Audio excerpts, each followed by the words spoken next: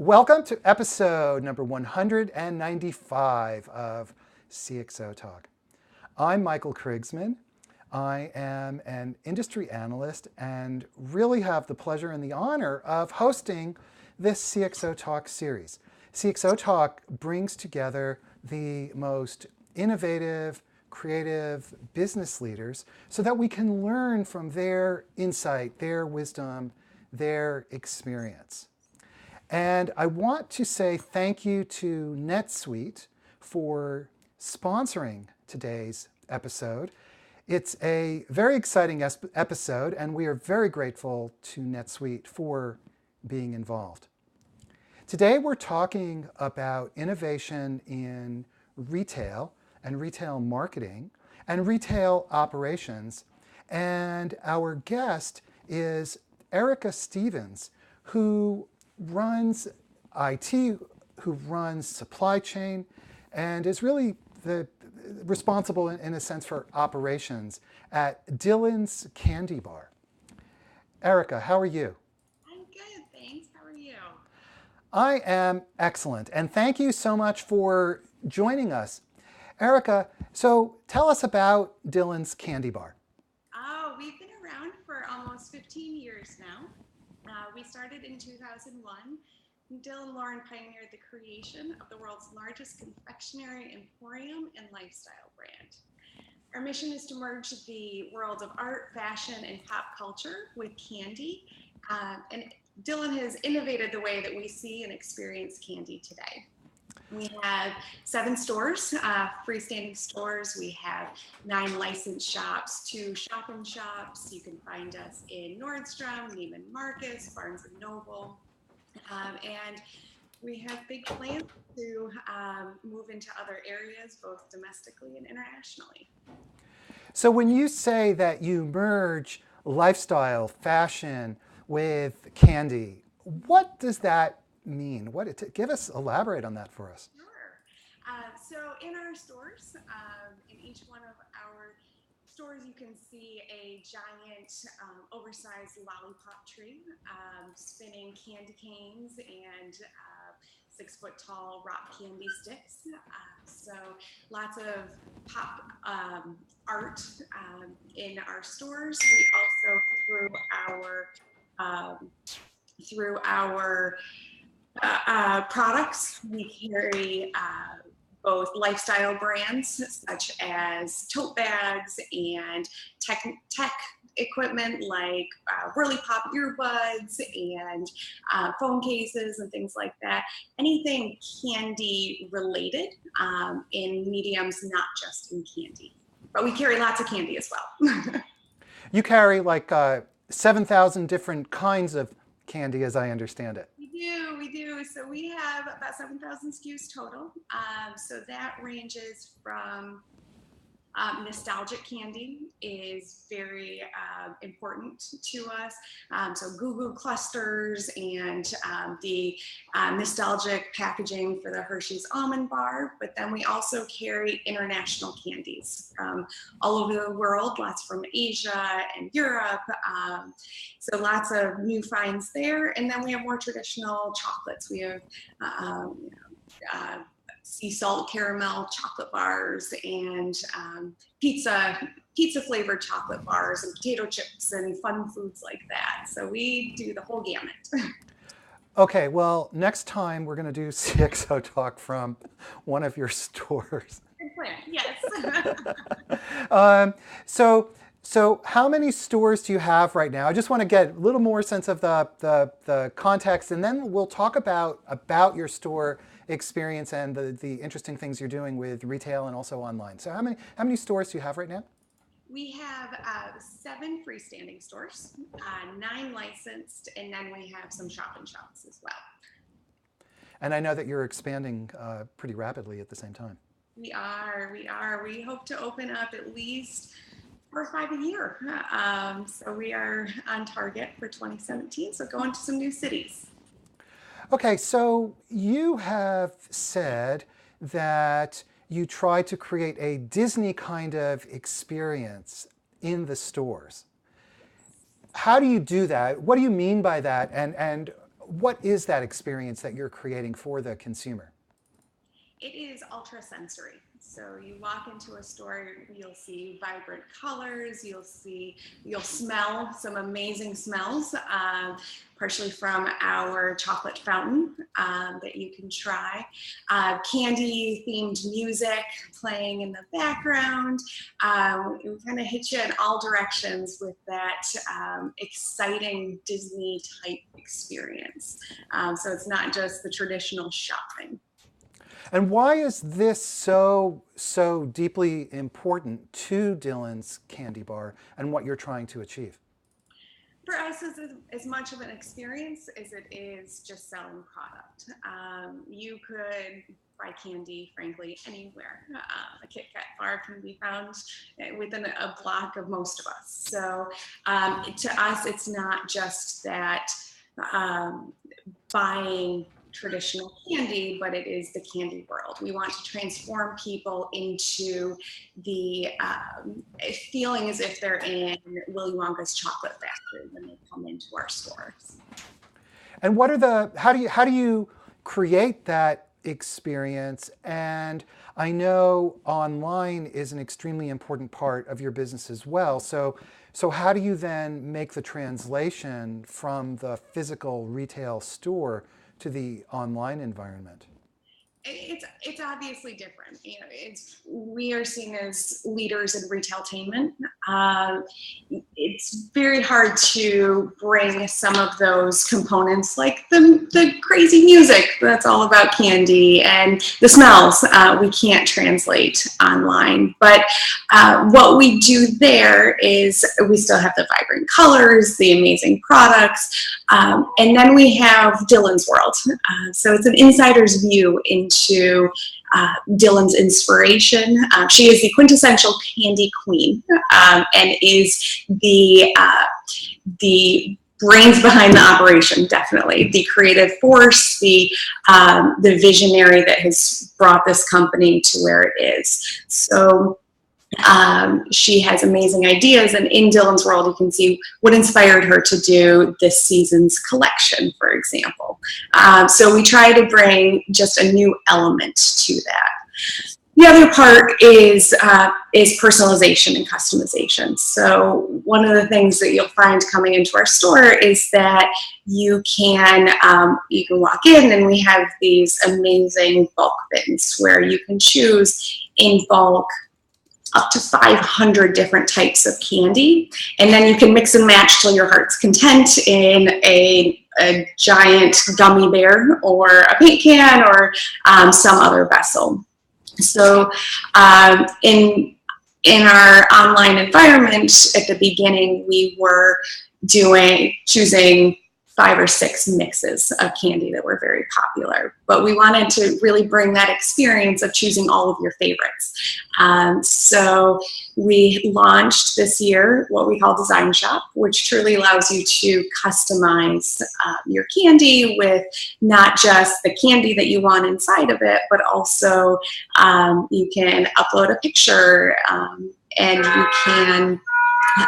you can put that on the label of the paint can or the chocolate bar and have your face on a chocolate bar. It's the perfect gift, right? So we're doing lots of those more interactive things online.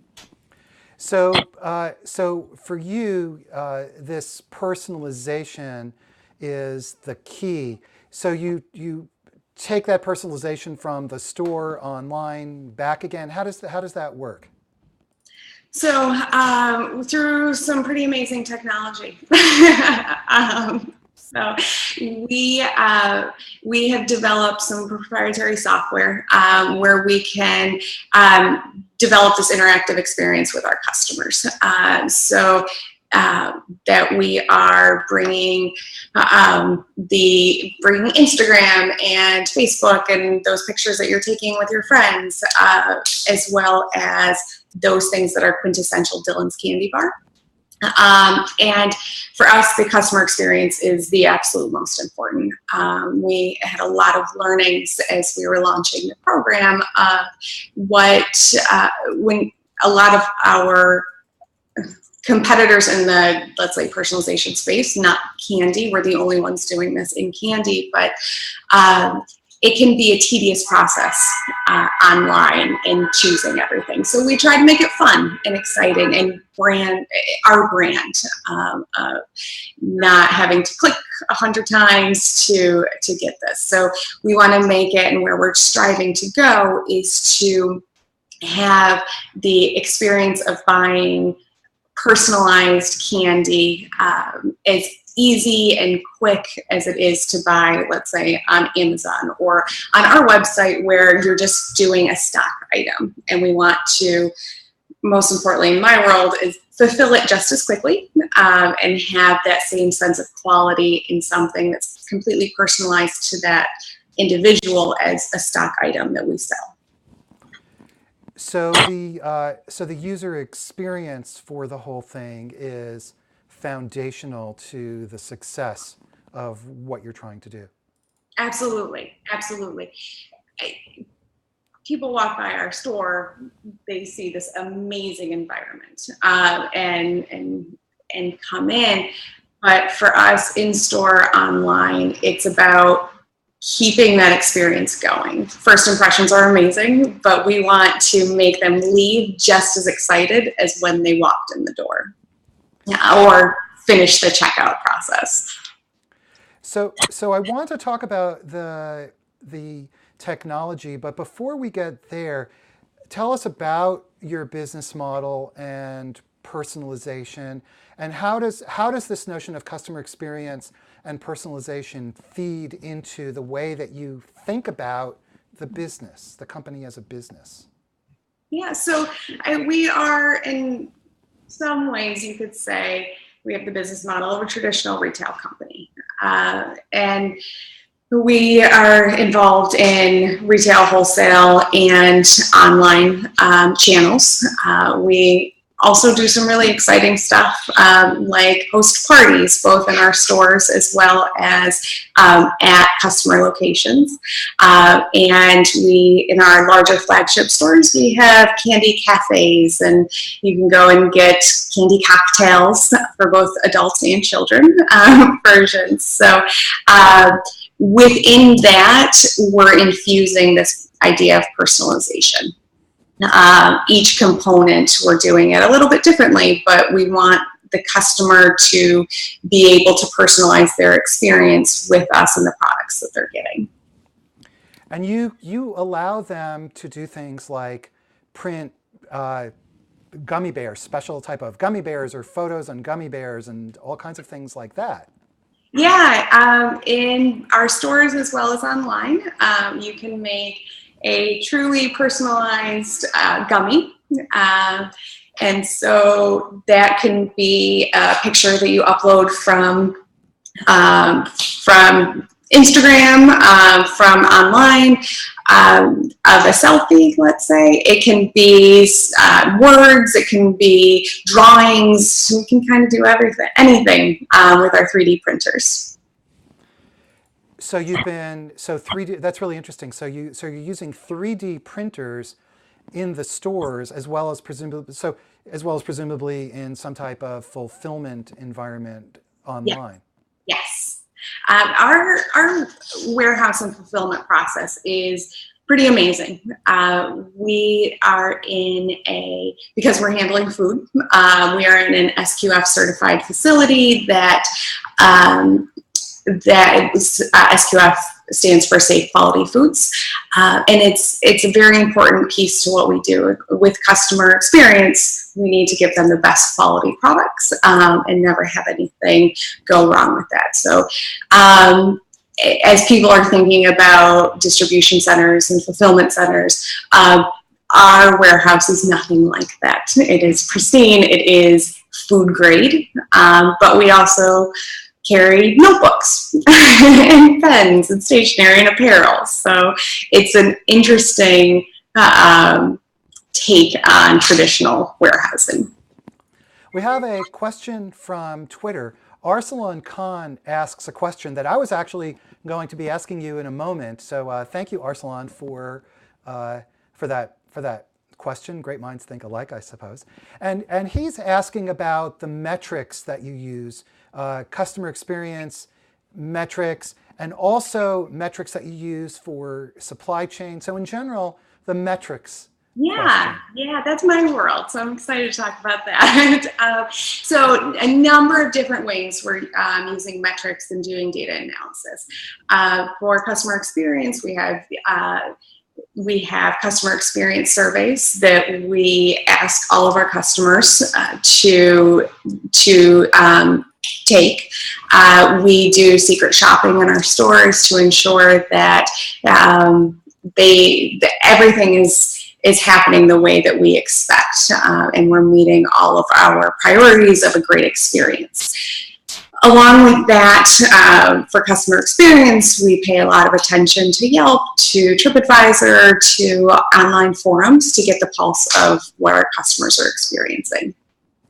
Along with that, we look at KPIs on all sorts of different levels. The speed in which we're fulfilling orders, the number of returns that we have, the number of, keeping the, particularly to get into personalization, and so many different points in which something could go wrong, making sure that everybody gets the product that they wanted, the way they wanted it, and quickly.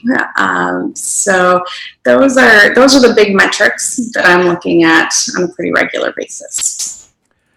Let's talk about technology, and I'm really wondering how you organize all of this. It's a complicated operation. I mean, from the outside, it looks like, oh, look at this nice store with all kinds of candy. But there's a lot of technology in place in the store and in the back office operations, and coordinating with your logistics, your supply chain, and of course your e-commerce. So let's parse this. But I think to begin, we were talking about 3D printing. And again, that's kind of out of left field for most of us to be thinking about in your type of candy environment. So tell us about the 3D printers. That's so interesting. Yeah, so all proprietary software. 3D printing a long time ago, at the beginning of its inception, was about CAD drawings, right? And we don't want to bring CAD drawings into the world of gummy candy. So technology has improved tremendously. So our partners in the 3D printing that developed the software and the great gummy candy that we are printing, developed software specific to those printers. So it makes life much easier, that it'll automate the upload of a selfie into determining where those lines go when there's so much in the background. For example, where I am right now, earlier generations of software would not do well with all this background and all the colors against my face. So we have the technology that the system knows, look at my face, take away all of this behind me, and cleaning it up that way. And how much of this, again, we'll come back to the technology, but how much of this was part of Dylan's original vision? Where does all of this fit within her original idea? I think it fits very well. So for her, it was making our customers feel as though they're transported into a modern day Willy Wonka's chocolate factory. So whereas in 2001, this was not part of the plan, but finding new ways to bring candy into people's world is exactly part of the mission and the vision of the organization. So we try very hard to wow people, to bring things that are unexpected to our stores, to our online experience as well. So when you were designing software for printing selfies on candies, basically creating three-dimensional candies, printing them essentially, custom, personalized. How did you go about doing that? Because I'm sure it requires very specialized expertise in order, and especially to do it on a production scale such as you have. Yes. So for me, the most important thing is the architecture and making sure that we have a solid plan in place with our technology. We don't assume that one system will give us everything, but we need to make sure that the data being transferred is correct, is efficient, that there are no holes in that process. So that's where a lot of my day comes in. So the hub is with NetSuite, where it is our system of record, our system of truth. It is where we're making all of our decisions. And then we have systems that feed into it, and we feed information out of NetSuite in that regard. So it's very important to me that we don't have two systems that are speaking to one another without NetSuite in the middle. That's where my sanity comes in. So with this, we have developers that are experts in 3D printing that are working on that software. We are web developers. When we decided to redesign our website about 3 years ago, we were looking for a flexible platform that, we weren't looking at personalization at that point, but we wanted to have something that we knew we could grow, and all of the crazy ideas that we have to wow our customers, we wanted to make sure that we had a platform that could do that and grow with us. So that's the strategy. How do you think about, or have you architected the flows of data? Because it sounds like also even though you're a relatively small company, it sounds like your operations are very complex. You have a lot of moving parts going on here. Yes. So again, that's where we have NetSuite come in. That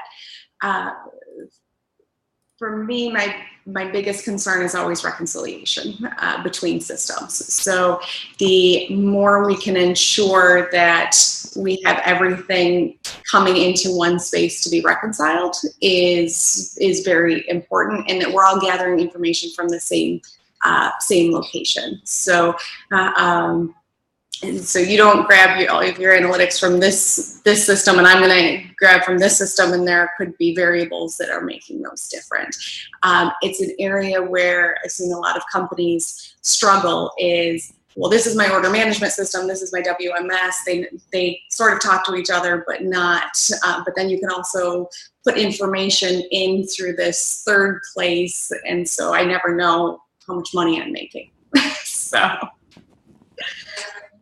So can you connect this back then to this unique customer experience? How does all of this technology and technology architecture come back to support the core mission of Dylan's Candy Bar? My goal is for customers to never have to think about any of this. So where we're always striving to be is that someone who is customer facing never says, well, my systems wouldn't allow for that. And that to me is a true omni-channel experience where you can go into a store and return something from the web, that you can use gift cards and both online and in store, that the systems will allow for that, so that the customer experience is always a great one, because regardless of the medium in which they are interacting with us, they're going to get the same information, they're going to get the same level of excitement that they are engaging with us. So your goal is to be completely seamless between the retail store and the online environment. That's our goal. We're continually reassessing, figuring out ways to do that better. Traditionally, technology doesn't always allow for that your website does not have the same features and compatibility with your POS. So this is where we are working very hard in building up that hub of NetSuite to say we have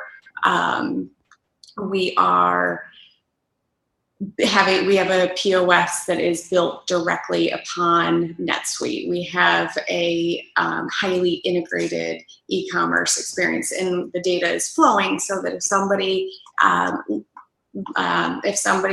joins our loyalty program, gives us their information on the website, it will come into the POS, and the customer can bring up their customer record, get points for their dollars spent in both locations, and it feels like we are one unified company.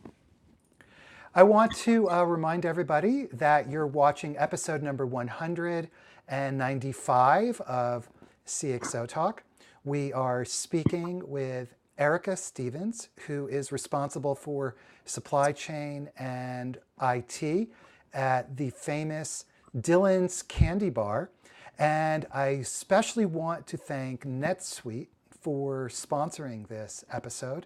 So NetSuite, if you're out there, we are really grateful, and we really do appreciate it. So we're talking about omni-channel, and again, I just want to drill down into this further, because Dylan's Candy Bar is all about the customer experience in the store and the customer experience and the user experience on the web. And from the customer perspective, that seamless transition, go here, go to the store, go to the web, that seamless transition is pretty simple and pretty obvious. And yet, from the behind the scenes point of view, it's really difficult to do. So what are some of the challenges that a retailer like yourself, a fast-growing retailer, faces?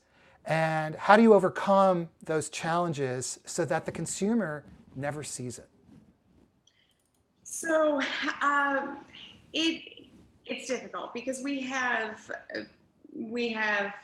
people that are experts in retail and building that experience. We have experts in the world of e-commerce and the traditional ways that you do e-commerce. So bringing all groups to the table, figuring out what makes sense is something that we strategically do. And I think that and the technology needs to follow. So a lot of retailers that are trying to get into both spaces, they are letting technology guide how they do things in those spaces, rather than saying, okay, well, we need to customize, we need to tell the technology what to do in this regard, and think outside of the box as far as the mode in which we operate, to bring in this other channel that is working alongside us. And so when you say not have the technology lead you, can you be more, give us some examples of how you can get caught up in the technology and how you're trying to not do that? So gift cards is a great example. That gift cards are generally, the way that you do gift cards is generally very different in e-commerce with an e-gift card and a retail environment where you have those physical cards. And a lot of third parties that people use might not work well with the other space. So that's been a challenge. How do we use the requirements of two different systems, a POS and a web platform, and make them work nicely together? So, and we're working in cloud environments. So I want to I want to be able to do anything from anywhere, and that's what NetSuite and our web platform, our POS allow us to do. We are truly cloud-based, but that means where do you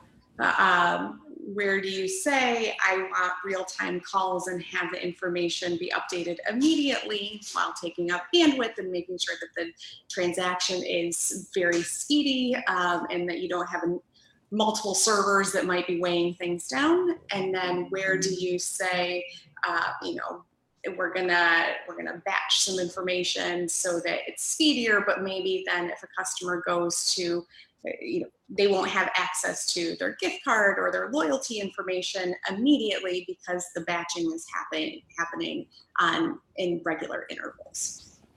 So all of your software is based in the cloud? It is, yeah. And how does that work from a performance system? Because for performance standpoint, because of course, I am sure one of the things that you monitor carefully is the performance from the user standpoint of your site. How does that play out? It's part of our vetting process. So we have had technologies where they were built on platforms and using servers that would have a tendency to go down, to slow the process. And, we have, everything is highly interconnected. So something happens in one area and then let's say our POS is connected through a series of things there. So that slows down printing a receipt. It's looking at the big picture and then every single detail, but for us, performance is part of the vetting process. We are making sure that, well, if we design the program this way, what are the pros and cons, and will this slow anything down? Because when we're talking about finishing a transaction or speed of fulfillment in our warehouse, customers have a lot of expectations of us, and as we're in the business of providing amazing experience, that means as speedy as possible. And we have another question from Twitter, and that is from Chris Peterson. And he is wondering, did you look at open source software at all as you were evaluating the systems to use? No.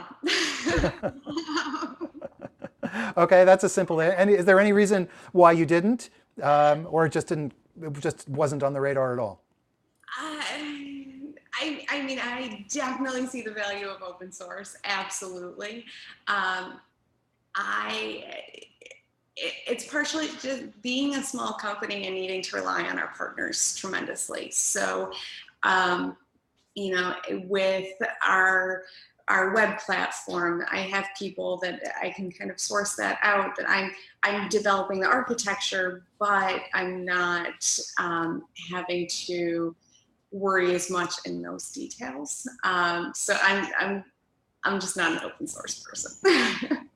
So with the cloud, essentially what you're doing is you're outsourcing major components, all of the back end of your systems. You're essentially outsourcing so that you don't have to deal with it. Yes, or I would say I can focus more, and our company can focus more on how all of this outsourcing is interacting with the other components. And so it's still very time consuming, absolutely.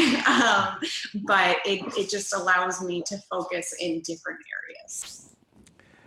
When you are, I feel like I'm just hitting you rapid fire one after the other with all of these questions, but we've got about 10 minutes or a little bit less left, and there's so much that I want to ask you.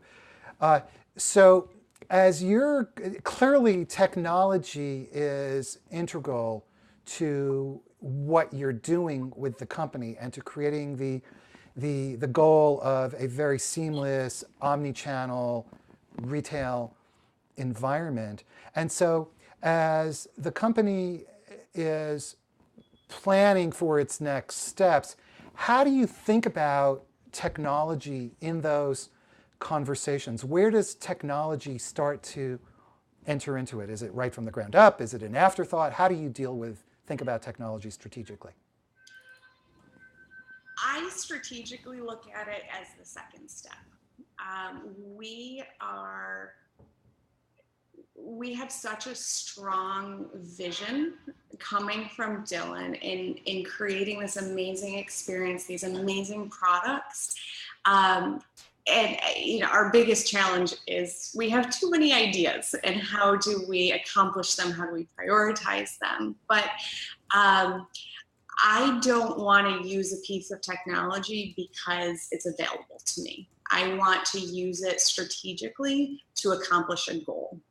So I think technology obviously is essential to what we do, but to me, it's the tool that is used to make this grand vision happen. So it is step number 2, not that it's second important, but it's step number 2. And where we take that then is, well, how do we do this most efficiently? How do we have the fewest people touch this so that we can automate, we can meet customers' expectations of, doing personalized and shipping it within a couple days. Like, that's pretty amazing with personalization today. So we want to keep getting better and better with that and finding ways that the technology can continue to wow. But the technology is not what's wowing the customers. It's the lollipop tree in our stores. So the experience is the thing that creates that customer delight, and it's the technology that enables you to present that experience both in the stores, like with 3D printing of selfies on candy, for example. It's the technology that lets you do it, but it's all in the service of that vision. Absolutely. Very well put.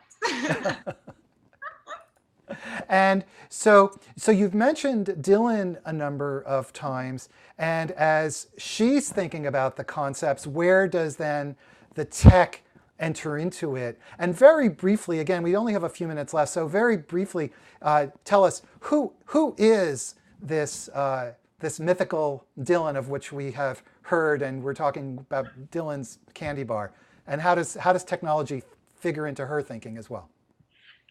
So Dylan is our candy queen. She is the face of the brand. She's the creative force. She is involved in every single product that we have in any of our stores and online. She is the visionary. She's the daughter of the legendary fashion icon Ralph Lauren and author Ricky Lauren. So grew up in a very unique environment and being exposed to the world of art and fashion. She's got a degree from Duke University in art history, and this was a childhood dream for her, to open up Dylan's Candy Bar, and she's made it a tremendous success, being in business for 15 years, and we are going strong and we're growing like crazy. So she is Dylan's Candy Bar. Okay, and how does, very quickly, how does technology fit into her as she's envisioning what can be? How does technology fit in at that early stage? She has the vision of what the outcome is, and then it's my job and it's a lot of team members' jobs to make it happen through that technology. So she's looking to make, without getting too much in the details, making sure that it's happening in the way that will delight our customers. So she has an idea for something that will delight your customers, enhance the experience, and so on. And she's envisioning at the start the kinds of, broadly speaking, the kinds of technology that may enable it, essentially? Yeah, the way in which we would make that in. So it's not deciding on NetSuite. It is, but it's making sure that we have a method of delivering to our customers in every store and in every channel. Okay, and we have a question from Twitter. And again, I'll ask you to answer pretty quickly because we're running out of time. I wish we had a lot more time. So Lauren6031 on Twitter, and Lauren, I'm not sure if that's your last name. I assume it's not. Lauren6031 on Twitter asks, as far as investment goes and growth, is it online, e-commerce, or is it in the brick and mortar stores? It's a good question. Really good question. Yeah, absolutely. It's both.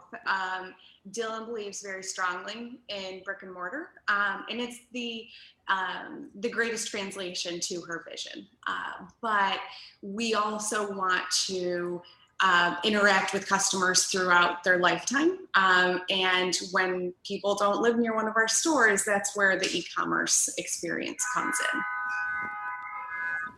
in. We're hearing all kinds of sounds. Sorry, it's New York. Oh, it's New York. Okay, and all kinds of horns. All right. So again, just as we move towards closing up here, unfortunately, again, I wish we had lots of time. The technology, you have mentioned a few times how having a single system and you're using NetSuite is critically important for this. So explain why a single system is so important for your operation. It has to do with getting the data as quickly and easily as possible to form a whole picture in order to make a decision. We are very data driven, and we also move quickly. So we want to be able, from a single source, be able to get that whole picture rather than grabbing some e-commerce statistics from one place and from some store statistics from others and then having to merge them and reconcile them. Having this architecture is the way that we can pivot quickly. And so it's a matter of seamless data flows, and which NetSuite is, of course, a suite. Which modules of NetSuite are you using right now? As many as possible. As many as possible. That's, that sounds like I might, for a relatively small company, that's a big statement. NetSuite covers a lot of ground. Yeah. So we use order management. We actually run our warehouse from all of our fulfillment. All of our manufacturing is coming from NetSuite or through NetSuite. POS is built directly on NetSuite. Our e-commerce platform, we actually just have an integration there, but we're looking at lots of different ways for data analytics. All of our reporting is coming directly from NetSuite.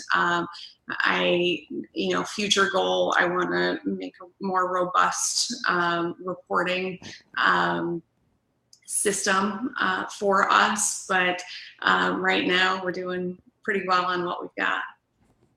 Okay, and my last question is, so you've been doing this now for a while, and what advice do you have to other retailers who want to create this kind of seamless customer experience that's also highly differentiated so that they, as you do, will stand out from the crowd and rise above the noise, competitive noise? What advice do you have for those folks who are trying to do that to succeed? I think it is, first of all, always stepping back and looking at what is our actual customer experience, because I think that we all have so much to do, and we tend to get a little siloed of this is how this in theory works, and over there in that other department, that's how that works. But does it really? And is the customer seeing a seamless process, or do they get on the website and it could be a different company? So for me, in my professional career, a lot of it has been, I know you're not completely on board with these changes that need to be made, this investment that needs to be made, but go and try to return something to the distribution center when you bought it in the store. What happens?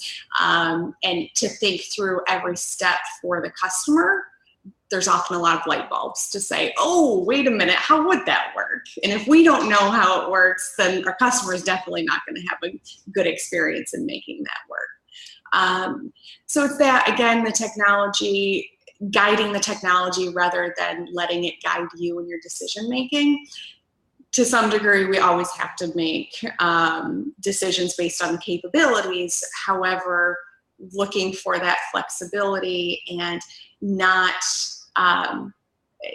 having those brainstorming sessions outside of, well, it's not going to work because the system won't do that. Let's figure out a way to do that if we find that that's most important to our business and our customers. So really being very rigorous about looking at it all through the eyes, and disciplined, looking at it all through the eyes of the customer. Sounds like that's the bottom line. Absolutely. Okay, well, we have been talking today on episode number 195 of CXOTalk with Erica Stevens, who is responsible for supply chain and technology, IT, for Dylan's Candy Bar. And this episode has been sponsored by the wondrous NetSuite, because we really appreciate your sponsorship. And also I want to acknowledge our video partners live stream, because you guys are also awesome. Erica, thank you very, very much for taking the time and speaking with us today. Thank you. Everybody, I hope that you will come back next week where we have another incredibly good show. I hope it's going to be incredibly good. We're speaking with the Chief Information Officer for the World Health Organization. And so that's going to be a lot of fun. Thanks everybody so much, and have a great weekend. Bye-bye.